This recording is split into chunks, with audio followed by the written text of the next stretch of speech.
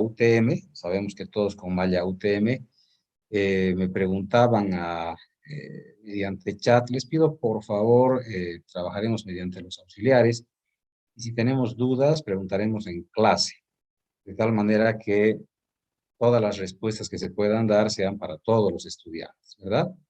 Me preguntaban si estas coordenadas de cada vértice se puede poner en una tabla. Sí, les había dicho en clase que se puede colocar una tabla en la parte superior donde ustedes tengan espacio, ¿verdad?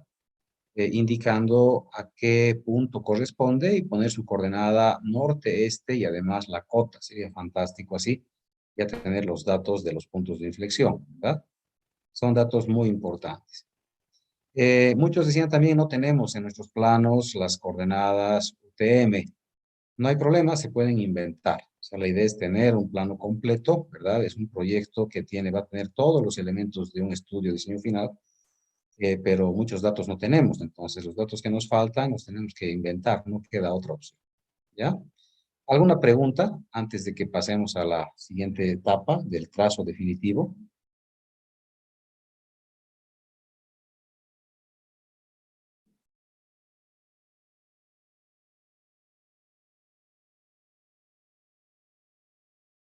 No hay preguntas. Bueno, seguiremos dando acceso a los que están llegando con retraso. Y bueno, esto es lo que faltaba en realidad, hablar de algunos elementos fundamentales del trazo. Son criterios generales que tenemos que aprenderlos, ¿verdad? Bueno, hay un criterio que dice la carretera tiene que tener la mayor cantidad posible de rectas. No hablamos en carreteras de montaña, ¿verdad? O sea, lo que no se quiere es tener curvas y curvas y curvas consecutivas que al final, cuando tenemos vías angostas, se vuelven muy peligrosas, ¿verdad? Cuando tenemos ya una vía carretera establecida, pavimentada, pues no hay tanto peligro, excepto que a alguien se le ocurra, como que sí ocurre, invadir curva, rebasar invadiendo curva. Sabemos que eso está prohibido, ¿verdad? Pero lamentablemente vemos en la televisión siempre accidentes y vemos además gente que filma a camiones, flotas, ¿verdad? Surbís, que invaden carril en curva, que es absolutamente peligroso y además está prohibido. En las carreteras pintamos con doble franja amarilla en las curvas, que esa franja indica que está prohibido rebasar. Entonces, lamentablemente, infringimos las normas, ¿sí? Ha habido ya muchos accidentes de ese tipo, y en definitiva no aprendemos, ¿verdad? O sea, el camión, la flota, alguien está muy apurado en llegar, encontramos un camión muy lento, sectores donde no hay visibilidad para poder rebasar, entonces se arriesgan y pues lanzan la moneda al aire con la esperanza de que nadie venga al otro lado y tratan de invadir, bueno, invaden directamente y tratan de rebasar en curva, que es absolutamente peligroso. Entonces, por eso tratamos de disponer la mayor cantidad de rectas, ¿verdad? Para tratar de tener visibilidad, concepto, pero no siempre se va a poder. En montaña es bastante complejo, o sea, vamos bordeando la montaña, entonces lo que tratamos de hacer es acomodarnos de la manera más económica también para evitar cortes excesivos, ¿no? Dice, no disponer tramos rectos de más de 10 kilómetros de longitud, interponiendo curvas amplias.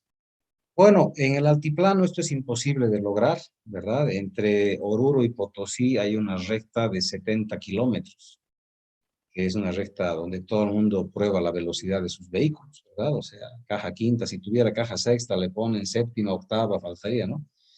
Entonces van a probar la velocidad máxima de los vehículos. ¿Qué ocurre con los tramos rectos de más de 10 kilómetros? Ocasionan somnolencia. El conductor comienza a sentir cansancio, aburrimiento, ¿verdad? No tiene que mover nada, su cuerpo está quieto, entonces comienza a adormecerse y comienza a dormir. Esa es la figura, ¿no? Bastante peligrosa, ¿no? Justamente cuando yo estaba haciendo ese tramo de Oruro y Potosí, paré en la tranca para pagar y les cuento, es una anécdota de vida porque sí uno se cansa y cuando uno está cansado lo mejor es no viajar o tratar de descansar, ¿verdad? Dormir un poco, verle tal vez Coca-Colita. No me gusta el tema este de los que tienen mucha cafeína, que se llaman, son esos energizantes que son muy dañinos, de verdad. Tienen una cantidad de azúcar excepcional y además tienen cafeína en cantidades industriales. Entonces sí hace daño, estamos introduciendo al organismo algo que sí hace daño. Sí, tal vez un poquito de coca, sí, un poco de coca ayuda a despertar, manejar mejor. En definitiva, cualquier cosa que pueda evitar que nos durmamos en la carretera. Yo creo que lo más importante es dormir bien antes de manejar, ¿no? Tratar de estar despierto, charlando y viajar tranquilo, poner buena música, ¿verdad? Y que el viaje sea placentero. Esa es la idea de un viaje. Me acuerdo, viajaba con mi hija chiquitita, y pues paramos en la tranca y mi hija me dice, papá, quiero chicle. Yo le digo, no molestes, ¿no? O sea, no tenía ganas de comprarle chicle, ¿no? Paré en la tranca para pagar el peaje y mi hija se bajó del auto. Carácter pero terrible de la enana. Se bajó del auto a comprar su chicle. Se compró esos bubaló que son grandotes. Y aunque no lo crean, ese bubaló me salvó la vida. Seguramente la vida de mi hija también. Porque estábamos viajando felices, como que ponemos la musiquita y estábamos viajando tranquilos. Y en esa recta pones velocidad y me dormí. Me comencé a aburrir y me dormí. Estaba yendo recto con el auto, totalmente dormido y mi hija no se dio cuenta. Yo estaba totalmente dormido. Hizo un globito con el chicle, ¡pum! Reventó el globito y ese globito que reventó del chicle me hizo despertar. Entonces me tuve que parar, orillar a un ladito de la carretera y le dije, hijita, me voy a dormir un ratito, ¿no ves? No me hagas bullying. Me dormí un rato a descansar. Pero fíjense, si mi hija no se hubiera bajado del auto a comprarse ese chicle que quería, pues no sé si estuviéramos pasando la clase ahorita.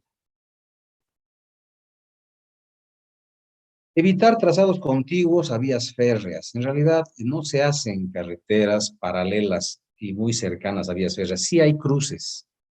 Tiene que haber cruces en algún momento, eso es inevitable, ¿verdad? Entonces, en los cruces hay que poner señalización. Si son vías férreas utilizadas permanentemente, hay que poner barreras, ¿verdad? Que se liberen cuando pues no haya tráfico férreo, ¿verdad? Y se cierren cuando la vía férrea esté en uso. Pero usualmente no vamos muy cerca a vías férreas, ¿verdad? O sea, tratamos de mantener nomás cierta distancia. Atravesar cursos de agua en puntos estables de cauce y preferentemente en forma normal a los mismos. ¿A qué se refiere puntos estables del cauce? Bueno, hay que tener mucho cuidado. Decíamos que hay dos formas de cruzar un cauce: por el lado más ancho, cuando no tenemos puentes, y por el lado más angosto, donde tengamos puentes, ¿verdad? Entonces, nosotros tenemos que analizar las situaciones, buscar lugares relativamente estables, es decir, que no sufran socavación, cuando el agua llegue, que sean puntos donde el auto pueda pasar, que no sean arenales, por ejemplo, ¿verdad? Vamos a ver cómo está la zona y si son arenales con agua, es bastante complejo, ¿verdad? El auto puede comenzar a patinar y se comienzan a trancar los autos. Entonces, no se debe escoger el punto de cruce simplemente viendo en la computadora. Tenemos que ir a ver al lugar si realmente se puede pasar por ahí, ¿verdad? Y bueno, ¿no? Cruzar vías férreas preferentemente a distinto nivel o a nivel en forma normal, nunca inferior a 60 grados. Sí, creo que habíamos hablado, está repetido, ¿no? Pero esto podríamos tomarlo igual para cruces de carreteras, ¿no? Los cruces de carreteras, eso vamos a ver en la parte altimétrica en realidad. Aquí estamos hablando de unos principios planimétricos, pero ya para que vayan teniendo una idea, porque todos tienen que hacer un ramal. En su vía, todos tienen que sacar un ramal en algún lugar. Y muchos me sacan ramal, no se dan cuenta, en un lugar donde va a haber curva. Ya han sacado un ramalito, ¿verdad? Los auxiliares a veces no se dan cuenta, sacan un ramal y cuando ustedes están ya terminando su diseño, resulta que el ramal ha quedado en la curva. No puede haber ramales en curva, ¿no? O sea, y hay, les cuento que sí hay. O sea, la entrada a Caramarca, el kilómetro 111 a Oruro, es en curva. Y es terrible, porque en realidad, claro, el que viene de Oruro no va a tener ningún problema. Estás viniendo de Oruro y la curva, entras a la curva y en plena curva tienes que girar a la derecha, ¿no? El que tiene problemas es el que está en camino de Cochabamba a Oruro, ¿verdad? En el sentido contrario. Entonces está yendo hacia Oruro, pero está en el carril derecho. Y la entrada a ramal es en el carril izquierdo. Entonces, el conductor muchas veces, ¿qué es lo que tendría que hacer el conductor? En primera instancia, tendríamos que haber generado un lugar de espacio en el proyecto para que el auto pueda pararse un rato, ver que nadie venga y tratar de entrar, pero en curva sigue siendo muy peligroso. Entonces, lo más correcto es avanzar, ¿verdad? Recto y buscar un lugar para poder dar la vuelta y entrar, ¿verdad? Como si estuviéramos viniendo de Oruro. Esa sería la solución más razonable, ¿verdad? No tratar de rápidamente apurarse pensando que no viene nadie en la curva y tratar de entrar al ramal cuando sabemos que no hay visibilidad y puede dar la vuelta un autito que va a toda velocidad, ¿verdad? Porque los autos son más rápidos y encontrarnos justo en la curva con un auto. Entonces, no se ha generado un criterio técnico al respecto. Entonces, para entrar a Caramarca, tienes que ir muy recto, varios kilómetros, porque no hay dónde, estamos encerrados en una serranía, no hay dónde girar, no han planificado un retorno para poder hacer ese ingreso. Ahora, la pregunta es, ¿se podía haber hecho ingreso por otro lado, verdad? Tal vez sí, buscar un lugar más cómodo, entramos recto para poder inclusive tener una especie de berma, ampliar un poquito la plataforma, que el automóvil puede entrar a la berma y de ahí recién girar y entrar al camino, digamos, al ramal. Entonces, en la parte de ramales, les recuerdo, tengan cuidado de no colocar sus ramales en un lugar donde coincida curva, por un lado. Por otro lado, el ramal tiene que ser en un lugar donde no haya mucha diferencia de altura, o sea, no puede ser que una subida a 12%, ¿verdad?, haga un ramal hacia la derecha. Entonces es medio complicado. Los ramales tratamos de buscarlos en las zonas más planas posibles, ¿ya? La distancia de visibilidad es que debe ser mayor a la distancia de detención en todo el camino. Bueno, distancias de visibilidad todavía no vamos a analizar, no vamos a ver todavía, tenemos que ver esto recién cuando acabemos la parte planimétrica, pero la idea es que tengamos tramos rectos. Ustedes ahorita posiblemente la gran mayoría no va a tener tramos rectos muy largos. Y no se preocupen, o sea, seguramente no va a cumplir con distancias de visibilidad o distancias de detenimiento, o distancias de sobrepaso, por ejemplo. No va a cumplir con eso, pero no se preocupen, porque en realidad tenemos gente que ha ingresado y me he olvidado de ellos. Vamos a dar ingreso. Vamos a cerrar la sesión, ¿ya? Bueno, les decía que no se preocupen ustedes porque están haciendo un tramo cortito, están haciendo un tramo cortito. O sea, la gran mayoría no pasa de 4 kilómetros, 5 kilómetros de su trazo. Entonces no se preocupen, es un tramo muy cortito donde no puedo cumplir básicamente con muchos de los criterios, ¿verdad? Pero sí tengo que trabajar y practicar. Están entrenando ustedes a diseñar curvas, en este caso han hecho ya los tramos rectos y a partir de la siguiente semana van a comenzar a trabajar en todas las formas que tenemos de curvas.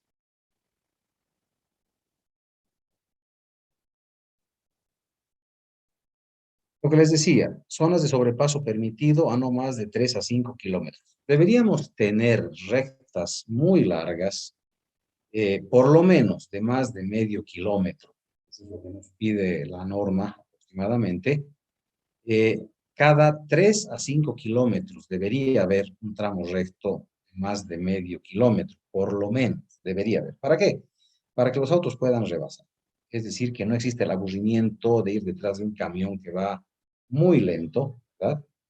Que va demasiado lento, y se arriesguen a invadir carril en la curva. O sea, tendríamos que tener estas zonas. Muchas veces no se puede. Viniendo del Chapare, seguramente ustedes han visto que hay sectores donde no hay visibilidad, no hay posibilidades de rebasar.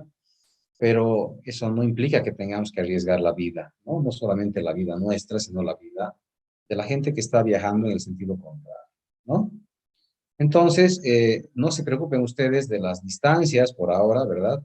Cuando hagan ya una revisión de un proyecto más grande, pues ahí verán más o menos cómo se pinta la cosa. Bueno, esto era todo de este capítulo que faltaba de la clase pasada. Ahora vamos a hablar un poquito de criterios de diseño. Vamos a ir charlando un poquito con criterios de diseño. Una pregunta tal vez antes de que entremos ahí.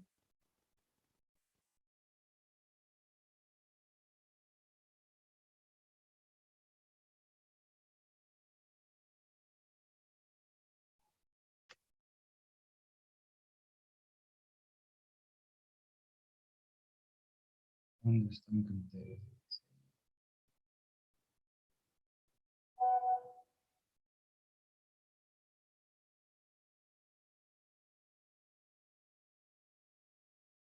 Bueno, les he ido contando varias veces de este proyecto Ramírez, kilómetro 111, Caramarca, el límite Tapacarí, uno de los proyectos más difíciles por la falta de logística en realidad, falta de muchas cosas y además a más de muchos lugares 5.000 metros de altura. Un proyecto espectacular en el sentido de que estás en medio de la nada, no llegaba señal de celular, entonces realmente era estar aislado, ¿no? No teníamos nada en el lugar. Y esa foto muestra una de las curvas que nos ha costado bastante hacer, la curvita justamente de la roca que se ve ahí.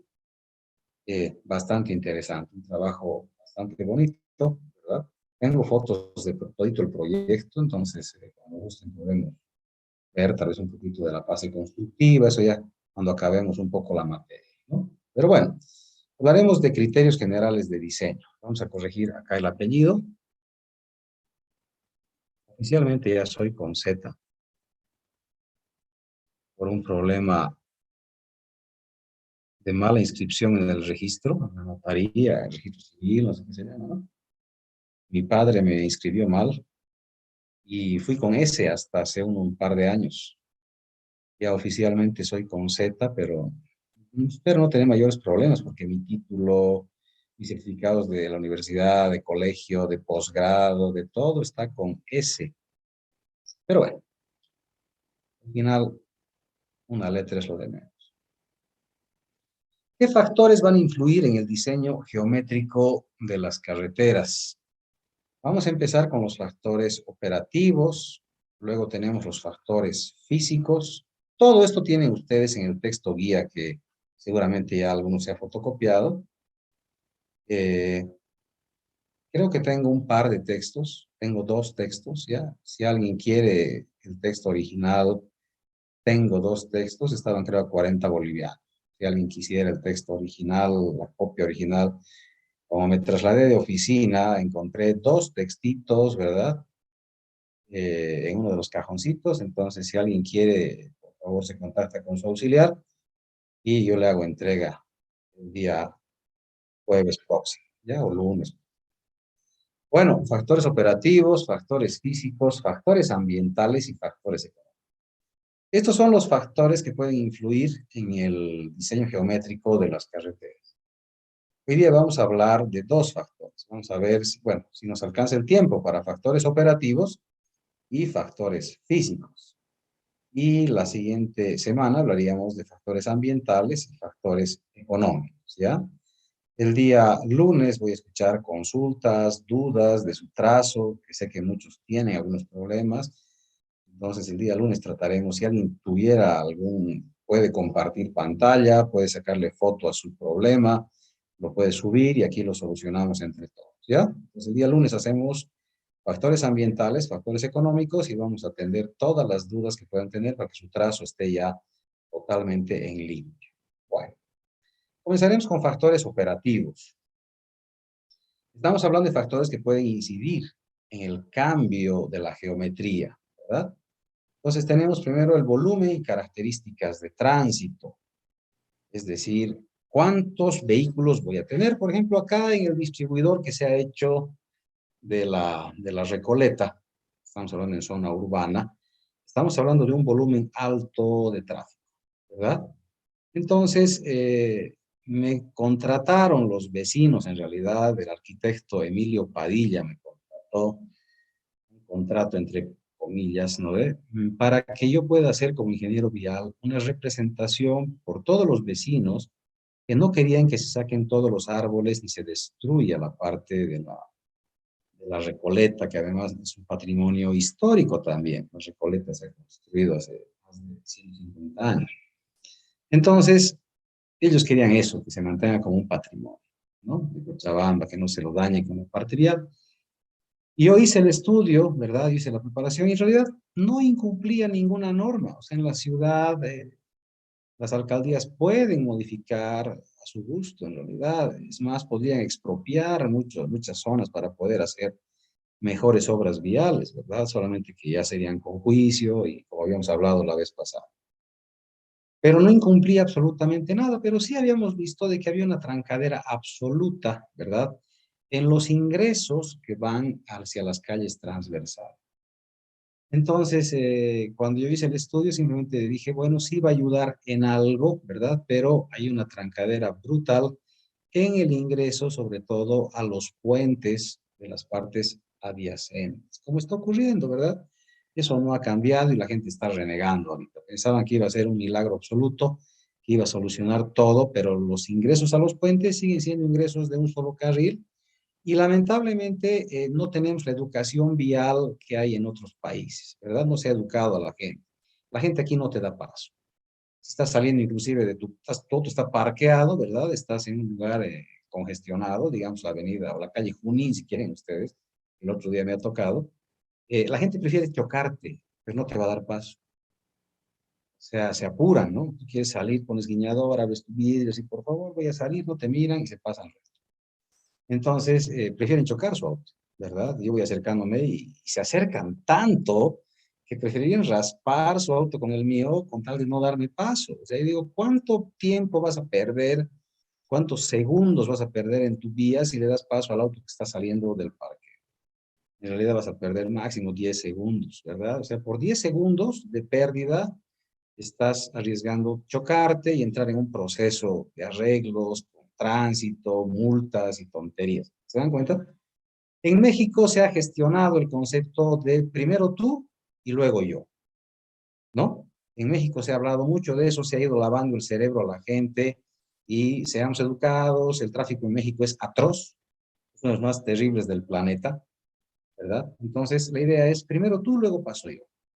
Entonces, cuando llegan a esas partes como los puentes que estamos hablando ahorita, ¿verdad? El puente San o cualquier otro puente, ¿verdad? No, el puente allá ¿qué se llama este puente? Ah, llegan los autos y nadie les da paso. La gente pasa por el puente y siguen pasando y los autos se comienzan a tratar de acomodarse para pasar, ¿no? Entonces, no hay eso del primero tú y luego yo.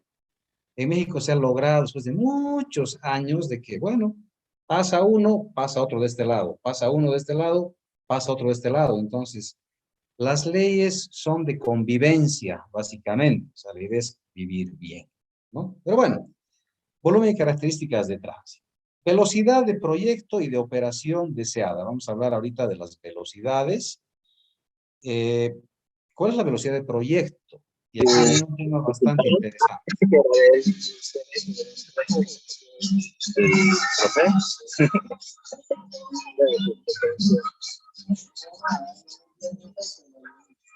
En su Insta. ¿Tienes su Diego Insta? José Correa.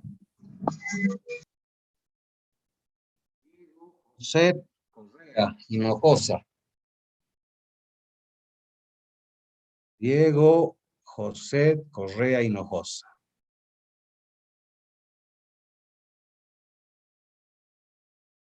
Menos 20 puntos, primer parcial. Listo, solucionado el problema, ¿no ves?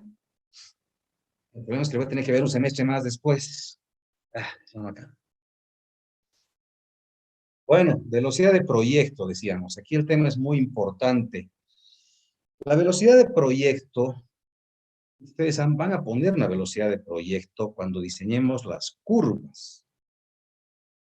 Es decir, van a ser velocidades pequeñas para que en montaña nuestro radio de curvatura no sea muy grande, ¿verdad? Eso lo vamos a hacer el próximo día jueves. Pero tenemos velocidades de operación deseada, ¿verdad? Y la que se va a dar en realidad. Yo pensaría una velocidad de operación, ¿verdad? Lo más segura posible. No quisiera que pasen de 50 kilómetros por hora al dar mi curva. Pero sabemos que los vehículos van a entrar a 80, ¿verdad? Entonces, tengo que planificar la seguridad del proyecto. Esa es la realidad. Debo planificar la seguridad del proyecto, ver cuáles son las velocidades a las que se pueden circular, ver las velocidades de operación deseadas. Entramos recto, el auto, el conductor va a poner caja quinta y va a dar lo más que pueda de su auto. Esa es la realidad. Va a poner caja a fondo y le va a dar en recta lo más que pueda. ¿Sí? ¿Cuál es el problema? Que más adelante hay curvas. Entonces, cuando tenemos tramos muy rectos, muy largos, ¿verdad? El conductor puede poner caja y lo que yo tengo que es avisarle de alguna manera que más adelante tiene que frenar sí o sí, ¿verdad? Van a ver ustedes cuando viajen en muchos ingresos a curva han puesto inclusive unas tachas reflectivas, ¿verdad? Que no son rompemuelles, pero sí un poquito incomodan a la conducción, pero muy poquito, pero en realidad te están avisando que frenes un poco, ¿sí? Son reductores de velocidad, ¿sí? Pero te están avisando que frenes un poquito. Has llegado a un tramo, a un lugar donde si sigues siendo rápido, puedes tener un accidente. Entonces, con el tema de velocidades también vamos a analizar cuáles serían la fase, la parte segura, digamos. La función de la carretera. ¿Cuál es la función de la carretera? Es decir, va a ser carretera, va a ser un camino, va a ser una avenida, va a ser una autopista, ¿verdad? Además, hay carreteras en zonas mineras, entonces va a haber volquetas con minerales, habrá que tener cuidado con eso. Si estoy en zona ganadera, pues tendré, pucha, y ocurre, ¿no? En Santa Cruz han debido ver, hay ganado en el camino. En el altiplano encontramos, pues, llamitas en el camino, ¿verdad? Cosas son bastante de cuidado. O sea, si entramos en una curva a toda velocidad, ves una llamita aparece ahí, entonces tenemos una colisión. Entonces, con el ganado y demás, hay que ver la función de la vía. ¿Cuál es la función de la vía? Si es una autopista, pues no habrá nada. Cerrado por los lados, no hay ingresos laterales, no hay semáforos, no hay nada. La autopista es directo origen-destino. Entonces, habrá que ver cuál es la función de nuestra carretera. Y en base a esos puntos, tengo que analizar y brindar seguridad para el usuario y la comunidad, ¿verdad? En este caso, pasarelas, tal vez, para que la gente pase, aunque sabemos que aunque hacemos pasarela, la gente corre por abajo, ¿no? No les interesa. Hay una foto hermosa que si alguien la tiene, le agradecería que me la pueda mandar. Yo la tengo extraviada en algún lado. Es una foto hermosa. Voy a buscarla a ver si la encuentro. Creo que ya la encontré. Ojalá, no sé, tal vez está en esta diapositiva. Ya la memoria nos falla. Pero, sí, adelante, Edson.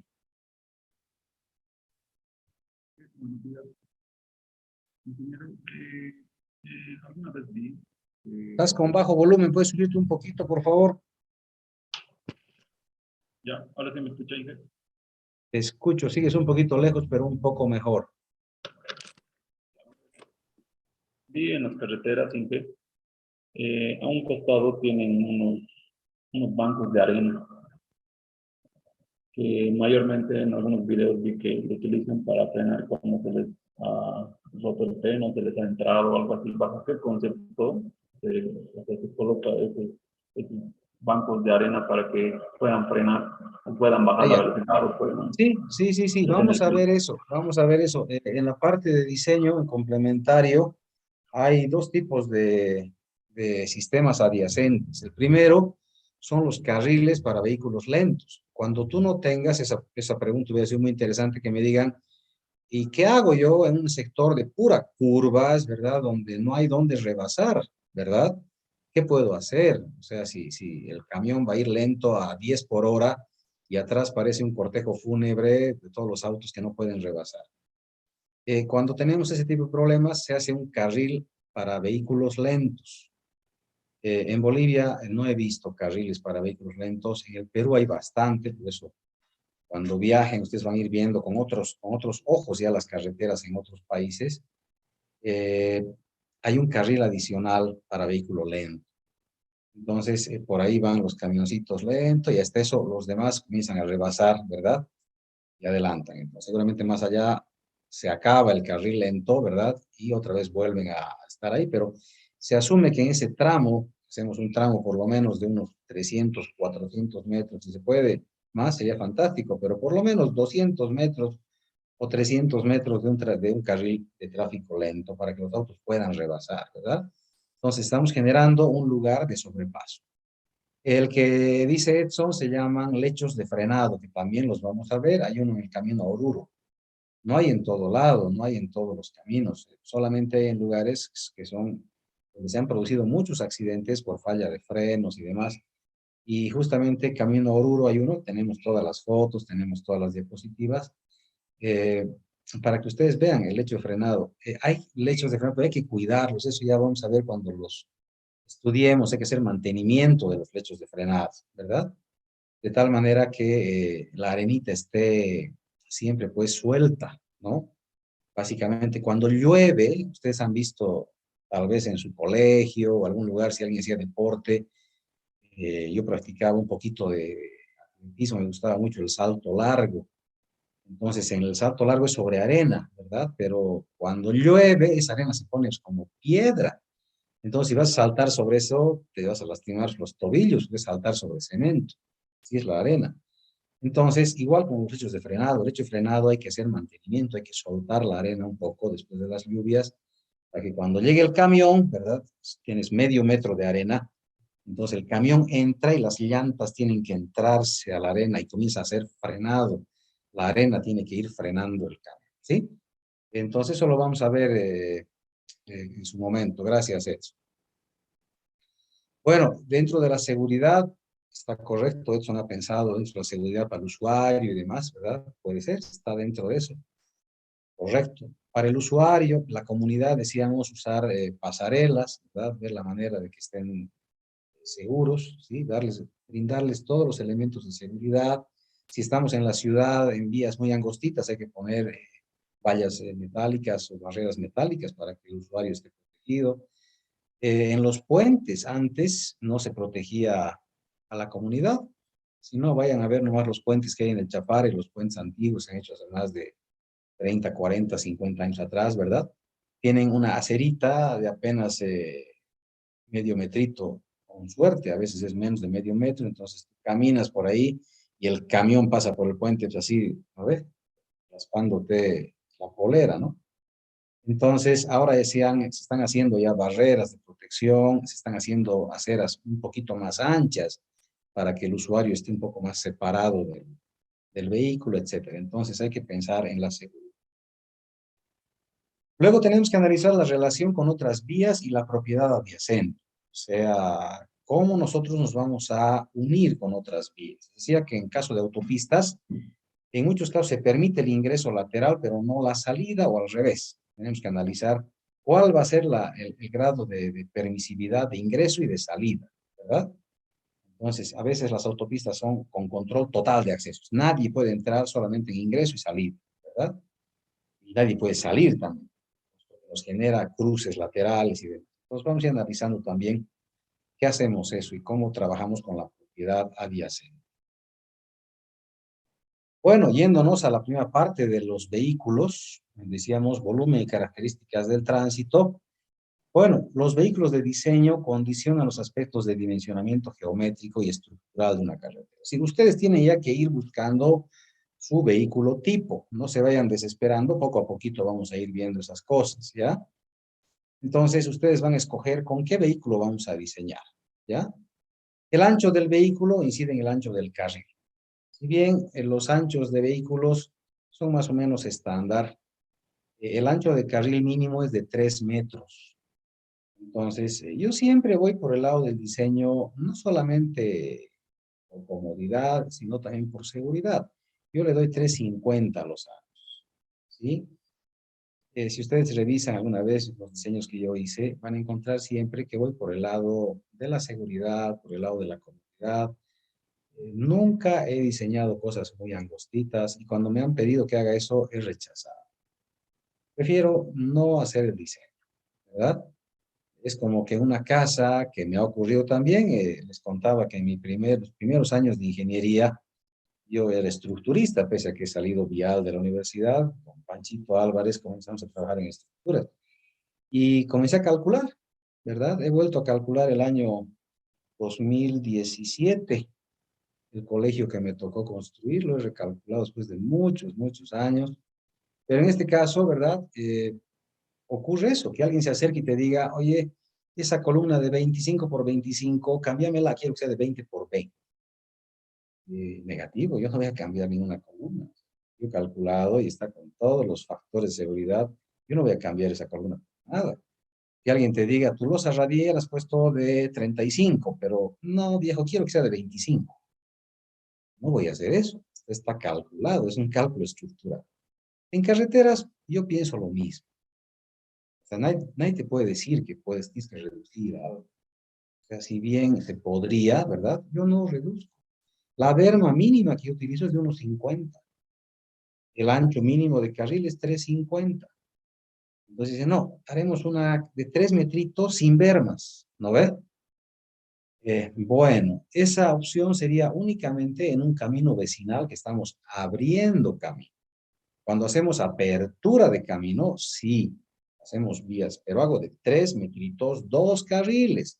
Abro 6 metros sin bermas, ¿verdad?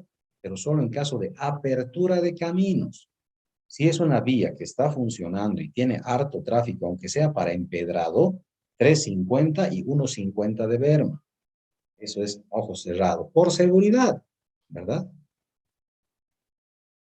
La distancia entre ejes influye en los radios mínimos, efectivamente. O sea, la distancia entre los ejes influye, vamos a ver ahorita unas gráficas, y se van a dar cuenta de qué estamos hablando. La relación peso-potencia está relacionada a la pendiente admisible, o sea, es directamente la pendiente admisible. Las pendientes ya van a estar dadas, eso lo vamos a ver en la parte de altimetría, ¿verdad? Ya hemos dicho nosotros que la pendiente máxima es de 9%, y en caso extremo vamos a llegar a 12%, pero en este caso estamos hablando de un camino en desarrollo, una apertura de caminos. No van a entrar los semirremolques, ¿no? Esos camiones tan grandes, no van a entrar ellos. Entonces, en nuestra vía, la que estamos diseñando nosotros, es un camión de los que saca papa nomás de las poblaciones. Es un camión de eje simple, entonces no tiene mayor inconveniente. Ese camión va a subir nomás sin problemas, no es tan pesado. Las longitudes mínimas de curvas verticales dependen de la altura del ojo del conductor y objeto estacionario en la razón. Bueno, esto es un adelanto de lo que vamos a ver después, ¿ya? O sea que no conviene ni que lo toquemos siquiera. Después vamos a hablar de curvas verticales y vamos a repetir esto. Bueno, ahí están nuestras dimensiones de vehículos. Esto está de acuerdo a la norma boliviana, ¿verdad? Todos los elementos. Las gráficas son de Cali Mayor, ¿verdad? Y en realidad cumplimos con todos los elementos en la norma boliviana. Estamos hablando de la norma ABC, ¿no? Estamos dentro de los parámetros de control. Ahí vemos los vehículos pesados, igual, de Cali Mayor, y la gráfica, ¿no? Pero estamos dentro de lo correcto. O sea, la norma boliviana ha adoptado los vehículos tradicionales a nivel internacional y no hay otra. Tenemos que utilizar esos camiones. Entonces, la figura es que nosotros tenemos que escoger uno de estos camiones para que sea nuestro vehículo tipo. Entonces, los semirremolques, pues, no van a ser, ¿no? ¿Cuál es el inconveniente con el camión que vamos a escoger nosotros? Pues que tenemos que escoger un camión, ¿verdad? Que nos va a condicionar nuestras curvas. O sea, vamos a ver la trayectoria, volvemos ahorita. Ahí está. El camión tiene que poder girar sin mayor inconveniente por la curva que yo estoy construyendo. ¿Verdad? O sea, ese es mi camión tipo. ahorita un camión de 5,80 de largo, ¿verdad? Entonces, ese camión tiene que poder girar en las curvas que yo voy a construir. Inclusive, ¿verdad? En caminos que ya los vamos a asfaltar, tienen que poder girar dos camiones que se encuentren en la curva, sin riesgo alguno. Y es por eso que tengo que hacer sobreancho en las curvas. Y el sobreancho se lo calcula tomando, vamos a ver las fórmulas más adelante, tomando en cuenta la distancia entre los ejes, ¿verdad? Entonces le tengo que dar un sobreancho a la curva para que los camiones, si se encuentran dos camiones tipo, los dos puedan girar, ¿verdad? Sin conflicto alguno. Ese es el concepto. Pues volvemos aquí atrás, dice, la trayectoria exterior queda determinada por el radio de giro mínimo propio del vehículo y es una característica de la fabricación. La trayectoria interior depende de la trayectoria exterior, del ancho del vehículo, distancia entre el primer y último eje, de la circunstancia que estos ejes pertenecen a un camión tipo, unidad rígida, etc. Y ahí tiene el texto, ya creo que me disculpé por la cantidad de texto, pero es para que ustedes puedan leer, se les va a dar esto en PDF para que puedan leer. ¿Ya? Bueno, ahí está otro camioncito, este es un bus de 7,30 de largo, un camión o los buses o lo que sea, ¿verdad? Entonces, fíjense los anchos. Este tiene un ancho de 2,14. Este tiene un ancho de 2,44, ¿verdad? Y sus radios de giro están ahí anotados, ¿verdad? Entonces, en este caso, es una curva bastante cerradita. Tendríamos que ver la manera de que no tenga ningún. Entonces, se calcula el sobreancho para cada curva en función a la distancia entre los ejes del vehículo y se pone dentro de la fórmula el radio de la curva. O sea, no es el mismo sobreancho para todas las curvas, ¿verdad? No, se calcula un sobreancho para cada curva. Si es una curva, pues, bastante amplia, a veces ni necesita sobreancho. Metemos la formulita y me sale que son 5 centímetros, 10 centímetros sobreancho. Prácticamente nada, ¿no? En el tema de velocidades, se maneja a nivel internacional la velocidad, se llama velocidad de proyecto, velocidad de diseño o velocidad directriz. ¿Ya? Pues bastante normal, bastante común. Vamos a poner directriz.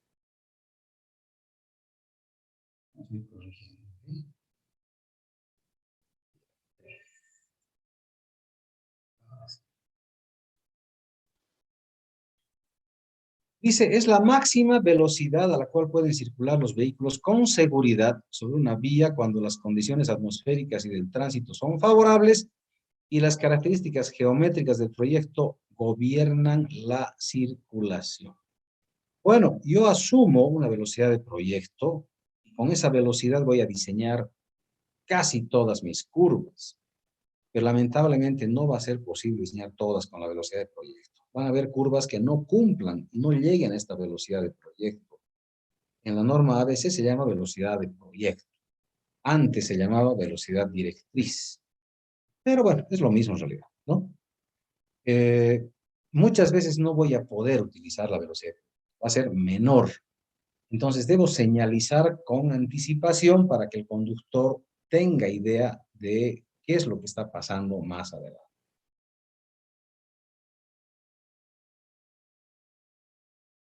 Depende de qué la velocidad de proyecto. Depende uno de la categoría de la vía. Vamos a categorizar las vías, ¿verdad?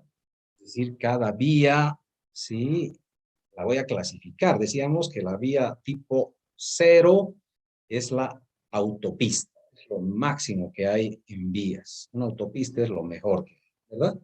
Y de ahí comienza a disminuir la categoría de la vía. Categoría 1, categoría 2, categoría 3. Y llegamos a nuestra categoría. Las aperturas de caminos o caminos vecinales son categoría 4. Es decir, son categorías, pues, mínimas, ¿no?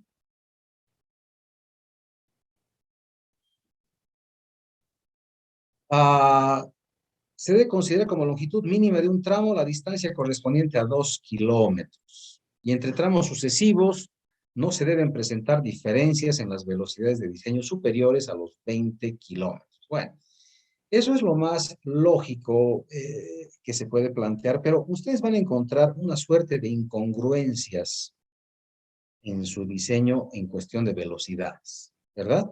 Porque nos esforzamos haciendo un diseño, ¿verdad? Y yo les digo siempre, saldremos un poquitito, mientras más seguridad le demos a la vía, mejor. ¿A qué se refiere esto? Nosotros vamos a trabajar, por ejemplo, con un radio de 50 para 50 kilómetros por hora.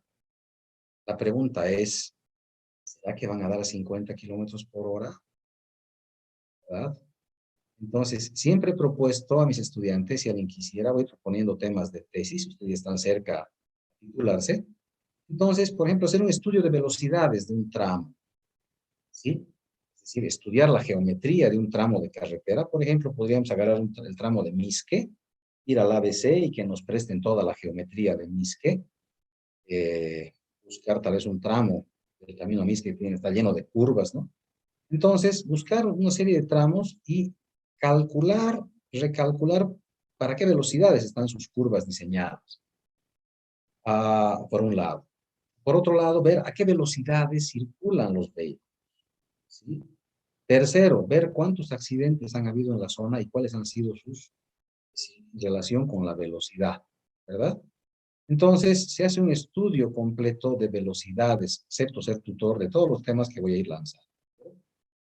Entonces, se manejan este tipo de criterios de que las velocidades no deben ser muy variables, ¿verdad? Pero sí son, lamentablemente. Entonces, tengo un tramo recto donde el tipo puede ir a 100 por hora y adelante tengo una curva que tiene que dar a 20 por hora. Entonces, tengo que ver la forma de avisarle al conductor de que tiene adelante una curva muy cerrada que tiene que dar a 20 kilómetros por hora. Entonces, tiene que bajar un poco, ¿no? Bueno, decíamos volúmenes de tránsito. La velocidad depende del volumen de tránsito. Si tengo volúmenes muy, muy fuertes, esa velocidad va a ir disminuyendo, ¿verdad? Porque los autos comienzan a estar muy cerca entre sí y las velocidades comienzan a disminuir. La topografía, netamente. O sea, yo no puedo decir, todo va a ser como 80 kilómetros por hora. Vamos a ver la siguiente semana que cuando tomo radios para 80 kilómetros por hora, el radio es mucho más grande, ¿no? Y finalmente, la disponibilidad de los recursos. ¿Cuánta plata tengo? No se olviden que los alcaldes de los pueblos eligen la alternativa más barata, ¿no? Y lógicamente la más barata es la más insegura. Entonces es la que menos cortes va a tener. Entonces nos estamos acomodando al trazo preliminar, ¿verdad? Nos estamos acomodando a un trazo preliminar. Bueno, la velocidad de proyecto se determina mediante la demanda de tráfico, el tipo de terreno y la clase de vía. Estamos repitiendo la demanda, orografía, tipo de vía. Vamos a poner punterito láser. Y esto me va a definir de manera muy clara, la velocidad de proyecto me va a definir el alineamiento horizontal final, el alineamiento vertical y me va a definir también las secciones transversales.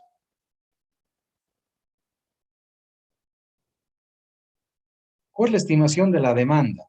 El objetivo del estudio de la circulación es deducir las relaciones existentes entre sus características, cantidad de vehículos que circulan por unidad de tiempo y velocidad.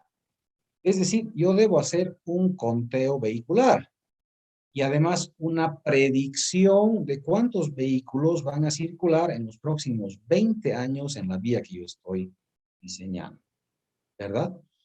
¿Cuál es el problema que tenemos en nuestro país, sobre todo en la parte urbana? Es que yo no tengo dónde hacer las vías. O sea, la gente quiere, lógicamente, tener vías más anchas, tener distribuidores que no tengan inconvenientes, ¿verdad? Pero no tenemos espacio para diseñar eso, ¿verdad?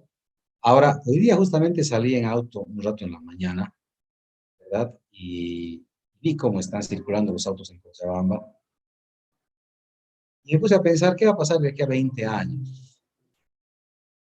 De aquí a 20 años ustedes van a estar con hijos posiblemente, ¿verdad? Yo tengo 3. Y asumo que en los próximos años cada uno de mis hijos va a querer comprarse su auto, mínimamente auto o su moto, ¿verdad?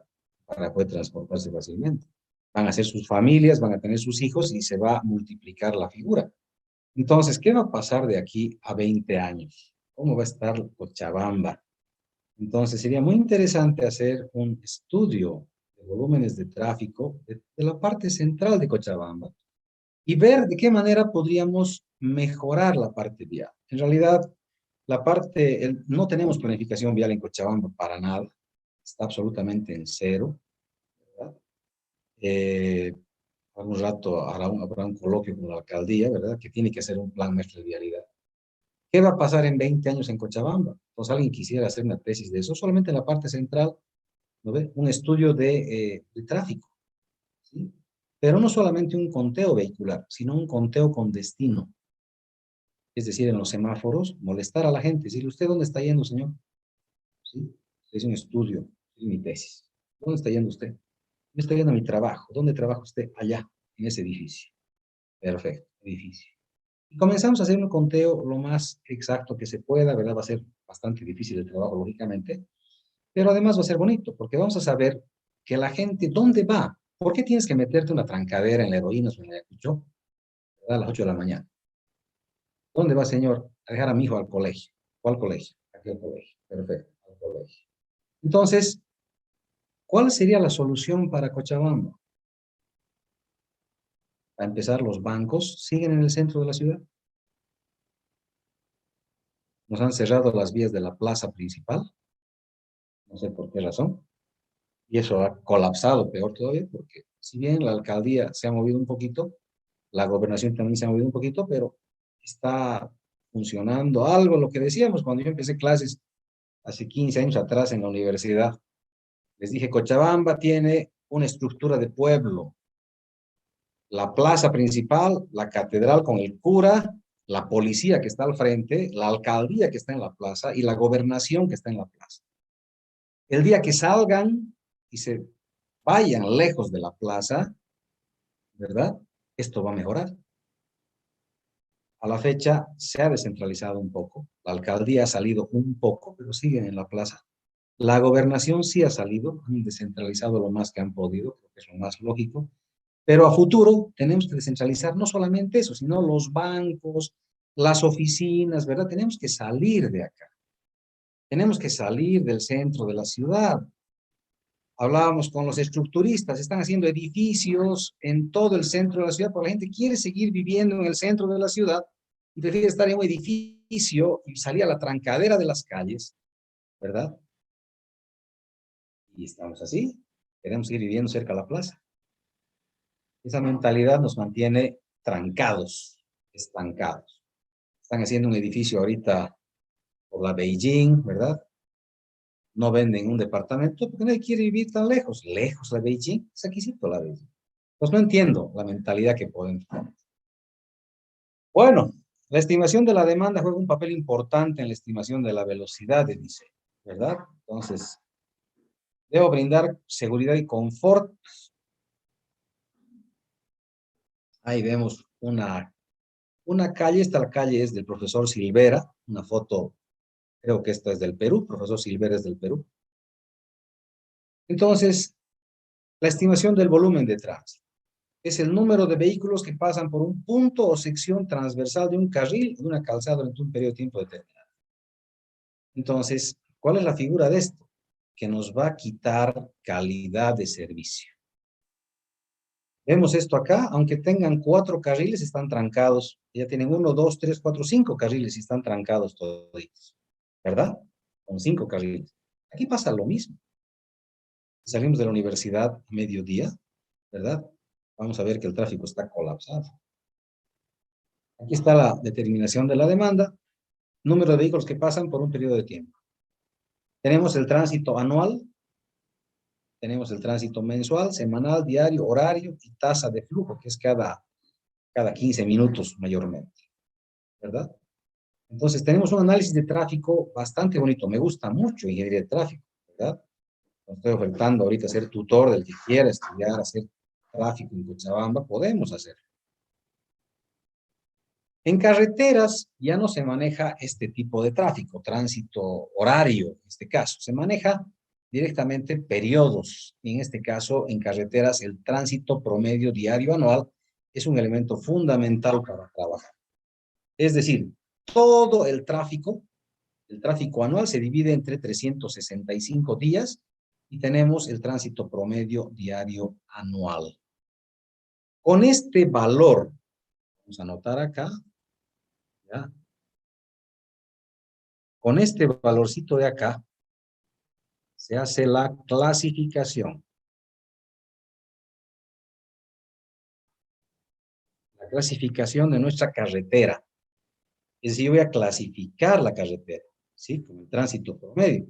Entonces, no se van a olvidar esto, porque a veces en un examen les digo, tenemos una vía con un tránsito promedio diario anual de 3,000 vehículos y haga el diseño. Entonces, con ese tránsito promedio de 3,000 vehículos, yo lo que voy a hacer es clasificar y digo a cuál categoría corresponde. Esa categoría me va a avisar si es camino o si es carretera, ¿verdad? Me va a avisar cuál es la velocidad de proyecto en función a si es terreno llano, si es terreno ondulado, si es terreno montañoso, ¿verdad? Ahí está. El valor del TPDA es un valor medio que es usado en el de tráfico que circula, pero es un valor medio que no representa muchas veces las fluctuaciones en el día, ¿verdad? Cierto. O sea, hay muchas fluctuaciones en el día. Por ejemplo, yo digo, mi tránsito promedio diario anual son 3,000 vehículos. Pues resulta que de los 3,000, 2,000 vehículos pasan entre las 8 de la mañana y las 9 de la mañana. ¿Verdad? ¿Se dan cuenta? O sea, esa es la fluctuación que puede ser superado en zona urbana. Y en estos casos, en zona urbana, entonces, se utiliza el volumen horario de diseño. Yo debo buscar un volumen horario de diseño. ¿Ya? Otro elemento fundamental es la ubicación. ¿Dónde me voy a parar a hacer el conteo vehicular? ¿Sí? A ver, les cuento una experiencia que tuvimos acá en el proyecto LACMA Santibáñez. Aquí vamos a poner LACMA y aquí tenemos Santibáñez. Bueno, yo estaba trabajando en la empresa consultora, en esa época era empleado de la empresa KM Soinco, una empresa que hasta el día de hoy no me ha pagado para empezar, malísima empresa. Que no tenían plata, nunca tenían plata los de KM Soinco. No sé para qué te metes a trabajar si no tienes plata al final. Saca un préstamo, empeña tu casa, tu auto, algo, quizás será, ¿no? Pero esta empresa no tenía plata para nada. Pero deciden poner un punto de control. ¿Qué es lo que hacen estos amigos? Dicen, vamos a poner un punto de control. Yo digo negativo. Mínimo 2 puntos de control. Entonces, lo más, si no tienen plata para poner 4 puntos, que sí, aquí sí necesitamos 4 puntos, porque tenemos un desvío acá que va a Itocta, tenemos un desvío acá que va a Tarata. Y ahora ya hay más desvíos, ¿no? Porque la zona sigue creciendo. Entonces, estamos hablando de un proyecto hecho hace más de 15 años atrás. Entonces les dije, tenemos 4 puntos de control. El punto 1 tiene que estar en el origen. El punto 2, si quieren, en el destino. Y el punto 3 en los desvíos. Punto 3 a Sitocta y punto 4 en el desvío a Tarata. Tienen la cosa muy clara de cómo están circulando los vehículos. Bueno, querían poner un solo punto de control. Les dije, no, mínimo 2. Mínimo 2 y tienen que poner ahí a los muchachos a contar vehículos, ¿no? Entonces pusieron los 2 puntos. Pusieron el punto 1 en la entrada al ACMA y el punto 2 en la entrada a Santibáñez, ¿verdad?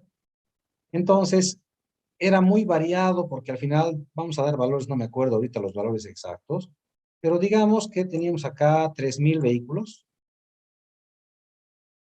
3,000 vehículos en el punto 1, en el conteo del ACMA, y aquí en Santibáñez 420.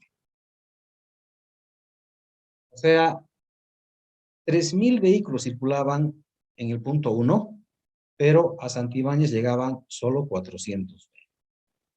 Entonces, ¿qué ocurría? Que en este tramo, hasta el kilómetro 5 más o menos, vamos a cambiar de color, acá, del tramo del kilómetro 0 hasta el kilómetro 5 más o menos, es zona totalmente urbana. Es decir, teníamos repetición vehicular.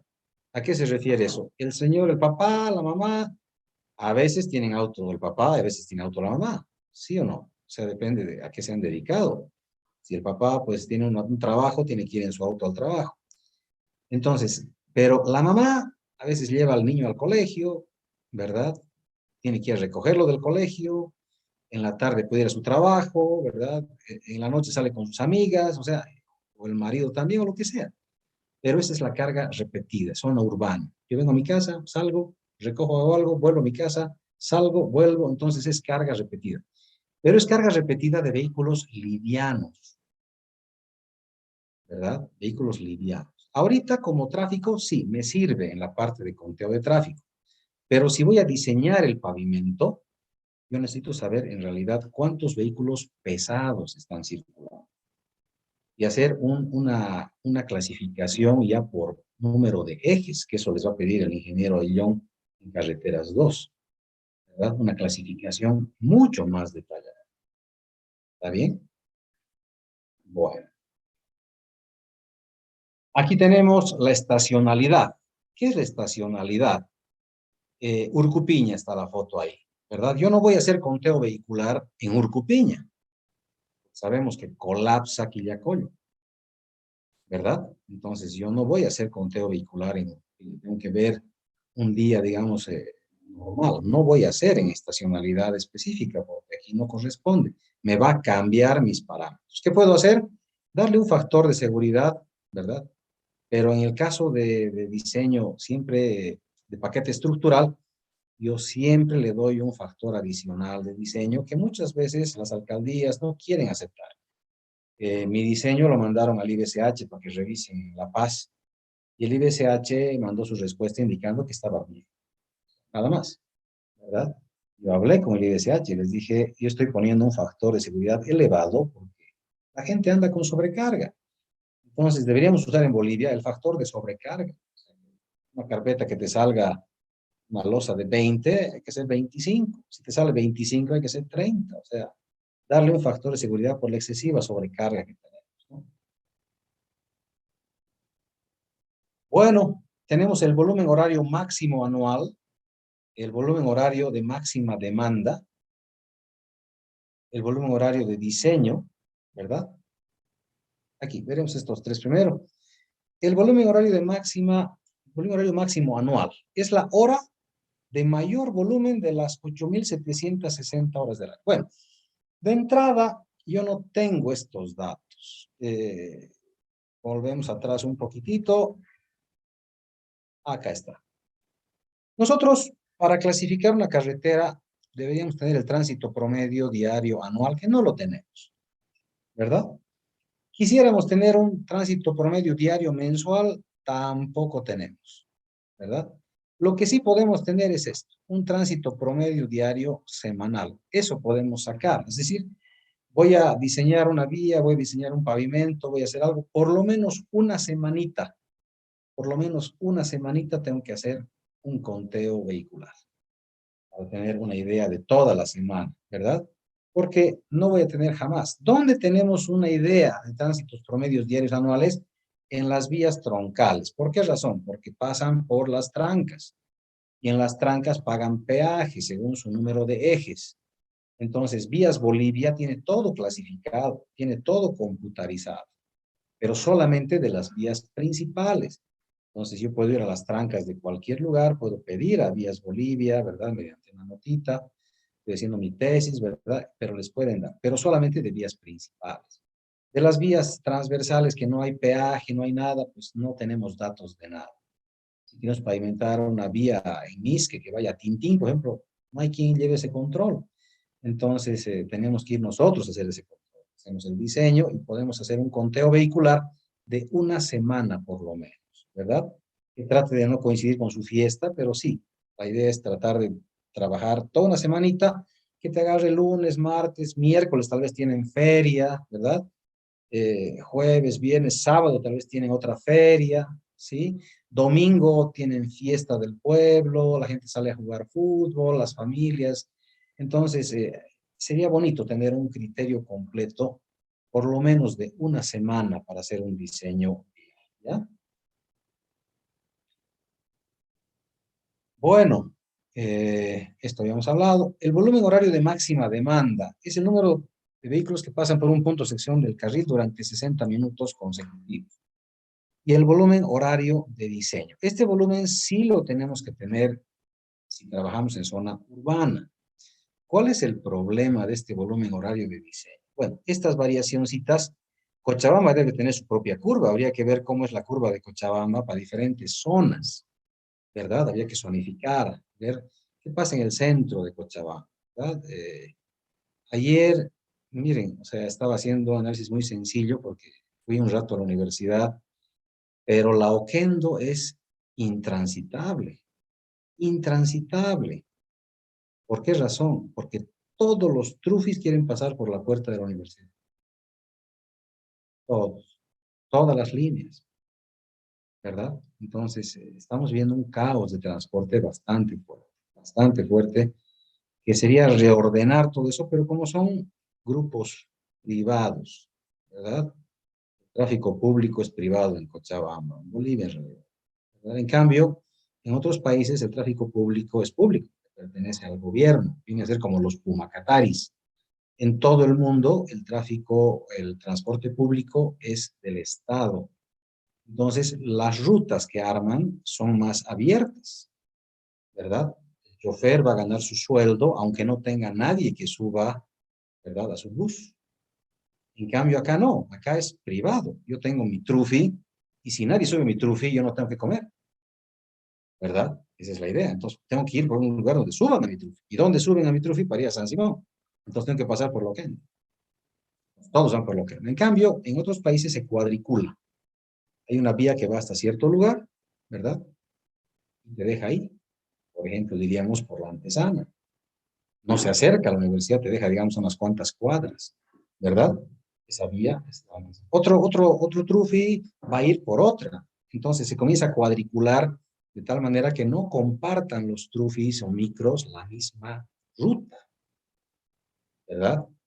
Y así nomás se maneja en otros países, ¿verdad? Quieres ir a San Simón, estás viniendo de tal lugar, y te dices, bueno, vas a ir a tal lugar, te bajas ahí, tomas el otro micro y en ese micro te lleva cerca a San Simón. Entonces, también puede ser un estudio. ¿Cómo sería Cochabamba? ¿Cómo debería ser el tráfico? Ahí tenemos otro estudio vial, otro estudio de tráfico. ¿Cómo debería ser Cochabamba? ¿Verdad? ¿Cómo debería ser el tráfico público, el transporte público en Cochabamba correctamente diseñado? Tomando en cuenta todos los parámetros, ¿no? No creo que sea muy fácil, un trabajo tal vez con un equipo de estudiantes para que puedan zonificar toda la ciudad, ¿verdad? Calculo unos 6 estudiantes, por lo menos zonificando de dos en dos. Entonces, podemos trabajar en eso, es un trabajo hermoso que sabemos que es utópico, nunca se va a llegar a la realidad, nunca se va a llevar a la realidad, porque habría que hacer desaparecer todas las líneas de Trufi y que el Estado las absorba, cosa que jamás va a ocurrir en nuestro país. Pero bueno, aquí vemos la variación diaria. No sé si tengo la otra. Aquí está la variación semanal y aquí está una variación mensual, ¿no? De tráfico. Bueno, esto es muy interesante, pero ¿cuál es el problema? Este es el volumen horario, ¿no? En Brasil, en Brasil su volumen horario de diseño estaría más o menos algo así. Ese sería su volumen horario de diseño, que este volumen, o sea, vamos a llegar acá, el 2050. Algo así sería más o menos en Brasil su diseño. Siendo este de acá, el volumen que está en este momento, el máximo en este lugar, el 2020. O 2000, ya estamos 2022. Mira, yo sigo en 2020. 2022, ¿verdad? Pero el diseño lo hacen pensando en el 2050. O sea, nunca va a haber congestionamiento. Lógicamente que para esto hay que planificar un poquito el espacio, ¿verdad? Hay que planificar un poquito de espacio. Les voy a mostrar un poco de planificación de espacio de otros países y la planificación de espacio de Bolivia. Con eso vamos a terminar la clase, que cuando es teoría aburre un poquito, lo sé, pero les pido su paciencia. Ahora vamos a ver un poquitito para despejar también la mente.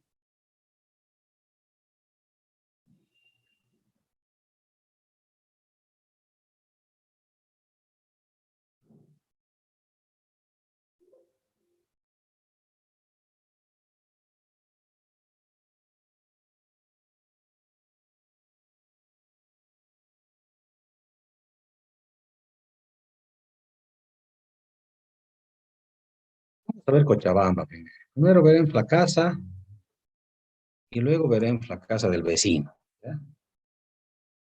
Es feo comparar, pero pues no nos queda otra. Ahorita estamos viendo nuestra casa, nosotros somos ingenieros, tenemos que ver qué es lo que vamos a hacer. A ver si alguien me ayuda. Aquí estamos en el aeropuerto, ¿verdad? Entonces bordeamos la pista del aeropuerto, donde están ahí botados los aviones de Aerosur, ¿verdad? Nos venimos por esta avenida, damos la vuelta por esta avenida, ¿sí? Que es la avenida más ancha. Aquí llegamos a la CEMAPA, a las plantas de oxidación de CEMAPA, y por aquí es la entrada, una de estas es la entrada a Villa Primero de Mayo. Vamos a ver, por aquí debe estar una de estas, no sé si será esta de acá. Sí, debe ser una de estas. No la he georreferenciado, debe ser esta. Esto entra a Villa Primero de Mayo. Esta sería la entrada a una futura ciudadela de Cochabamba. Esta de acá, la entrada, está con nombre. Aquí ahorita dice calle Ávila. No sube el tamaño de letra. Pero bueno, una de estas es la entrada a Villa Primero de Mayo. ¿Sí?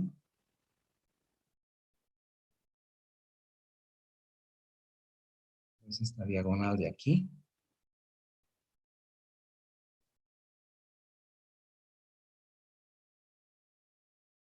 Creo que sí. Creo que sí. Hospital Pucarita Chica.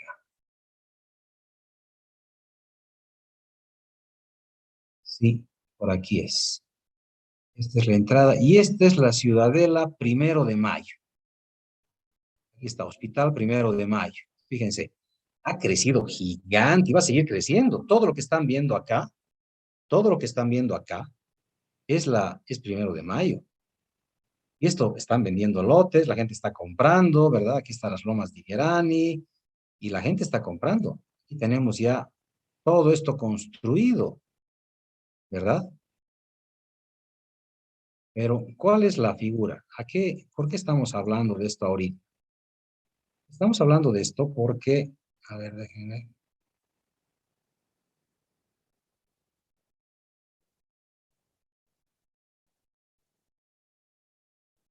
Estamos hablando de esto porque esta entrada a esta ciudadela, ¿verdad? Es esta de aquí. Esta es la vía de ingreso a una ciudadela. ¿Cuánto han dejado los de la alcaldía? Vale el término de planificación. ¿Dónde está la regla? Aquí está la regla. Metros. 12 metros. 12 metritos. Ese es el espacio que han dejado para esta avenida. Bueno, ¿qué opinan? ¿Creen que es razonable 12 metritos?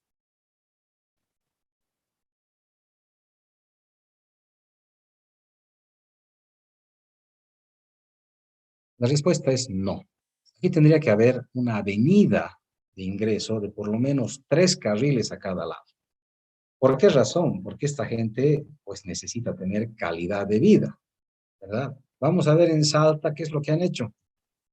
Salta, Argentina, cuando planifican una ciudadela. En el año 1940, por ahí planifican una ciudadela.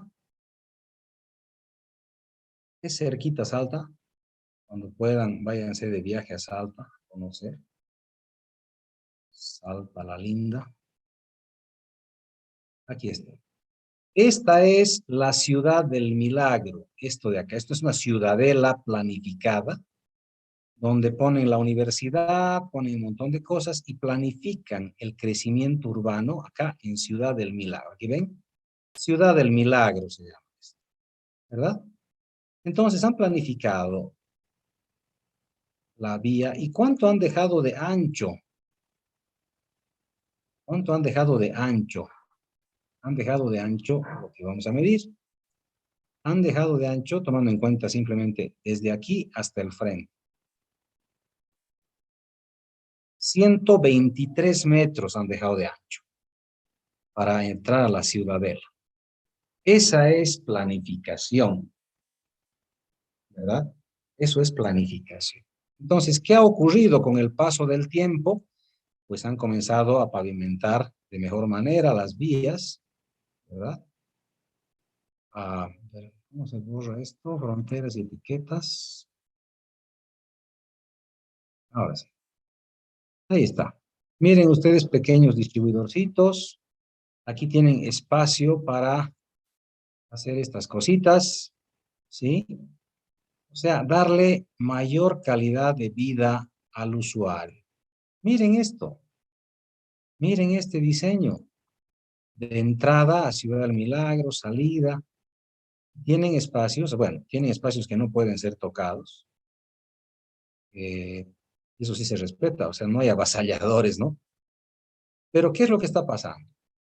Está creciendo la ciudad y se ha ido hacia Vaqueros. Vaqueros está aquí. Esta es la nueva ciudadela. Está creciendo. Antes era zona agrícola, pero se está poblando, están haciendo ya casitas, ¿verdad? Ya, pues Vaqueros se está convirtiendo ya en una nueva ciudadela, pero fíjense, se han olvidado la planificación. Aquí está el puente de entrada a Río Vaqueros, sobre Río Vaqueros, y el ancho de vía que ha quedado acá es este. Bueno, tienen todavía un poquito de espacio. Si medimos de acá hasta el frente, estamos hablando ahorita de 20 metros. 20 metros más o menos, para abrir un par de carriles más, pero fíjense, se han olvidado acá la planificación para Vaqueros. No han pensado que iba a crecer. Entonces, está creciendo muy rápido, las ciudades están creciendo muy rápido. Entonces, esto es planificación vial, ¿verdad? Dotar a las poblaciones que están creciendo para que tengan opción de hacer estas cosas, distribuidores viales. Entonces, el espacio para poder hacer. Chiquitito es Salta, muy parecido a Cochabamba, tiene su teleférico como Cochabamba, las casas son muy parecidas a Cochabamba, ¿verdad? Pero lamentablemente Cochabamba no tiene este tipo de espacio para hacer, ¿verdad? Fíjense aquí cómo está creciendo a otros lados, ¿no? Y bueno, el crecimiento urbano sí se va a dar siempre. Lo que tenemos que hacer es tratar de ir previendo esto para darle a la gente una mejor calidad de vida. La siguiente semana vamos a ir viendo planificaciones viales urbanas de otros países, ¿ya? Bueno, preguntas antes de que nos vayamos.